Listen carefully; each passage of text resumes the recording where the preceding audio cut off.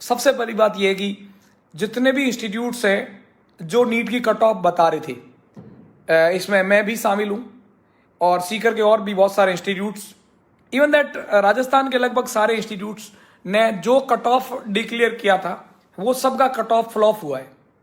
सभी लोगों ने मोस्टली 590, किसी ने 585 कट ऑफ बताया था ओबीसी और जनरल कैटेगरी के लिए।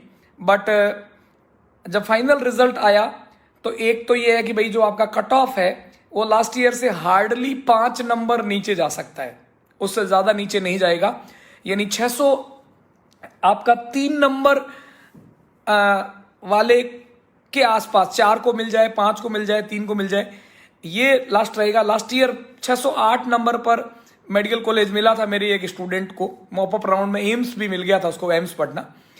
तो इस स्कोर के आसपास जो है आपका कट ऑफ रहेगा। मैं बात कर रहा हूं जनरल कैटेगरी और ओबीसी कैटेगरी की। तो एक तो कट ऑफ जो है पिछली बार के आसपास पहुंचना, ये बहुत ही खतरनाक इशारे कर रहा है। इसमें क्या खतरनाक इशारे कर रहा है साथियों, मेरी बात को बहुत गौर से सुनिएगा, ये छोटी बात नहीं है।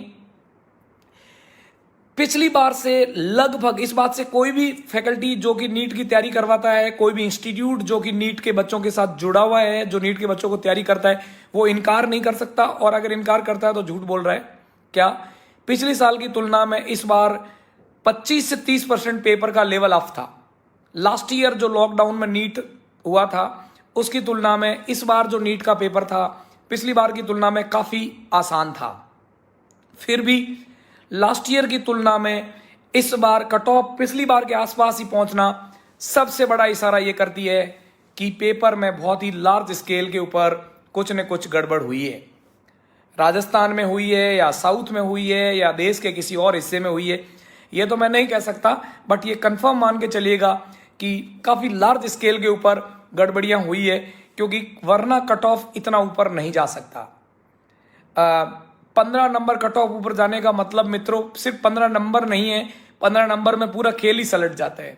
तो मेरा ये व्यक्तिगत मानना है कि नीट का जो रिजल्ट है, नीट का जो एग्जाम है, उसके अंदर आईआईटी और नीट 2 ऐसे एग्जाम बचे हुए थे जिनकी पारदर्शिता के ऊपर कोई भी अंगुली नहीं उठाता था। बट जिस प्रकार से मुन्ना भाई एमबीबीएस पकड़े गए, जिस प्रकार से डमी कैंडिडेट पकड़े गए, जिस प्रकार से पेपर आउट पकड़ा गया, ये वाकई निंदनीय है। और इसका असर उस बच्चे के साथ में हम लोग क्या जवाब देंगे, यह देश उन बच्चों को क्या जवाब देगा जिसका स्कोर 600 मार्क्स है। आप सोचिए, एक नालायक बच्चा जो सेलेक्ट होने के काबिल नहीं था, उस बच्चे को फर्जीवाड़े से गवर्नमेंट मेडिकल कॉलेज मिलता है, और एक वो बालक जिसके 600 मार्क्स हैं, जिसको पिछले रिजल्ट से पहले दिन तक आप सभी जानते हैं, जो भी इस कैटेगरी के आसपास है, सभी लोग उसको डॉक्टर बना चुके थे, सभी लोग उसको कंफर्म डॉक्टर मान रहे थे। 695 से ऊपर कोई भी बच्चा, 595 से ऊपर कोई भी बच्चा है, उसको सारे इंस्टीट्यूट्स कंफर्मली उसको डॉक्टर बता रहा था।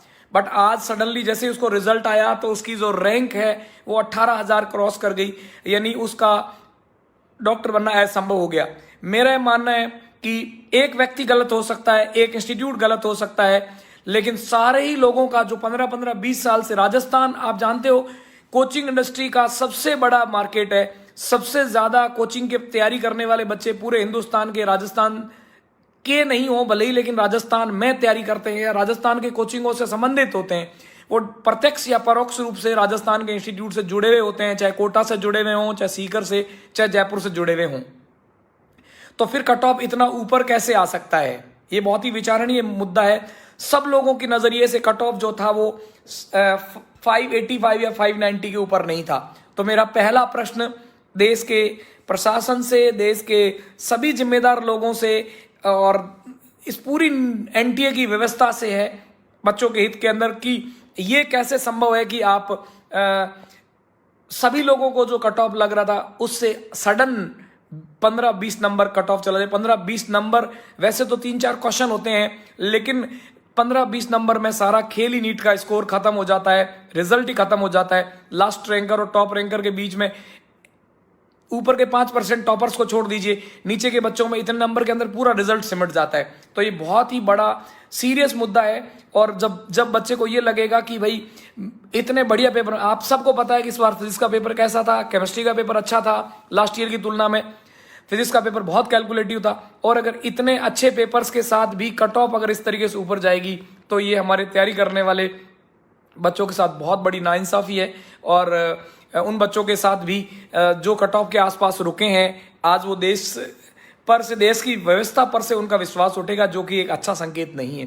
तो मेरे हिसाब से इसमें आमूलचूल परिवर्तन करने की जरूरत है। ये क्या मजाक लगा रखा है, कोई भी एग्जाम हो उसमें हर बार नकल पकड़ में आती है, कोई भी एग्जाम हो उसमें चाहे स्टेट लेवल का हो चाहे नेशनल लेवल का हो, उसके अंदर कोई न कोई खामी नजर आती है। उस एक खामी का खामियाजा उस परिवार से या उस बच्चे से पूछिए जिसने उधार लेकर के या कितनी मजबूरियों से हम जैसे कोचिंग वालों को पे करके और तैयारी करी कि मैं इस बार बहुत अच्छे से तैयारी करूंगा और गवर्नमेंट मेडिकल कॉलेज में सिलेक्शन हासिल करूंगा। उसने मेहनत भी करी और उसकी मेहनत के अकॉर्डिंग उसको मेडिकल कॉलेज जाना भी था।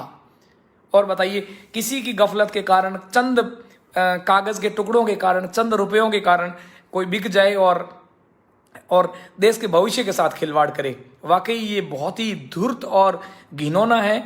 मेरे हिसाब से ये बहुत बड़ा क्राइम है। इसके ऊपर देश की सरकारों को, राज्य की सरकारों को और जितने भी इससे जुड़ी हुई प्रशासनिक बॉडीज हैं, एनटीए, कैबिनेट एजुकेशन मिनिस्टर और उनका मंत्रालय, सबको विचार करना चाहिए कि ये बच्चे के साथ सही नहीं है।